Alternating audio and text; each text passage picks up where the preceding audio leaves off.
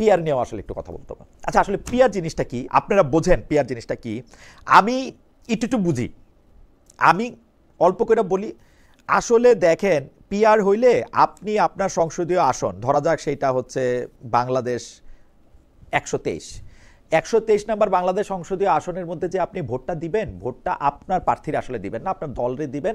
আগে থেকে এইটাতে দেয়া থাকবে যে ওই এরা হচ্ছে আমার দলের মনোনীত সংসদ সদস্য, বা যারা আমি জিতলে, আমার দল জিতলে তাদেরকে ওইখানকার সংসদ সদস্য বানানো হবে। তার মানে আপনি কিন্তু সরাসরি ভোট দিবেন না, অনেকটা আইয়ুব খানের বেসিক ডেমোক্রেসির মতো আপনি ভোট দিবেন হচ্ছে পরোক্ষভাবে। দেখেন, একদিক থেকে কিন্তু আমরা বলতেছি, আমরা আসলেই বলতেছি যে জুলাই সনদ বা জুলাই যে আমাদের শিক্ষা দেয়, সেই শিক্ষাটা আমাদের দেয় হচ্ছে আমরা যাতে এক ব্যক্তির হাতে ক্ষমতা কুক্ষিগত করে না রাখি, আমাদের ক্ষমতা যাতে একটা মানুষের কাছে একটা একটা একটা একটা ক্ষমতার বলয়ের মধ্যে যেটা যেন আটকে না পড়ে।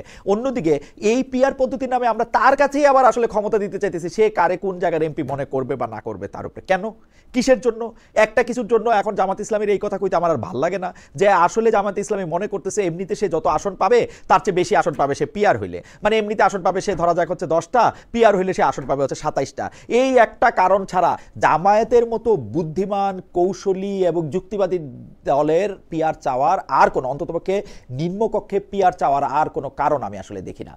একই রকম কথা এই মানে প্রফেসর সলিমুল্লাহ খান, যাকে গণবুদ্ধিজীবী বলা হয়, তিনিও বলেছেন পিআর পদ্ধতি হলে প্রার্থীকে নয়, আমি তাকে কোট করছি, দলকে ভোট দিতে হবে, মানে প্রার্থীকে নয় দলকে ভোট দিতে হবে। এখন আমরা দল বলতে কি বুঝি? দল বলতে বুঝি হচ্ছে একটা ব্যক্তি, মানে এটা তার কোট না, তার কোটটা আসলে আগে পুরোপুরি পড়ে নেই। তার কোটটা হচ্ছে পিআর পদ্ধতি হলে প্রার্থীকে নয় দলকে ভোট দিতে হবে, এতে করে পার্টির নেতার হাতে ক্ষমতা কুক্ষিগত করার বিষয়টি আরও বৃদ্ধি পাবে, শীর্ষ নেতাদের মনোনয়ন বাণিজ্যের সুযোগও বাড়বে। দেখেন, শীর্ষ নেতাদের এমনিতেই শীর্ষ নেতাদের কথার বাইরে কিছু হয় না। এরপরে যদি আপনি পিআর পদ্ধতি করে উনি কারে মনোনয়ন করবেন, তিনি এমপি হয়ে আসবেন, এইটা যদি আপনি পাশ করেন, তাহলে এইটা আপনি মানে আপনি এটা নিয়ে কি করবেন আমি জানি না।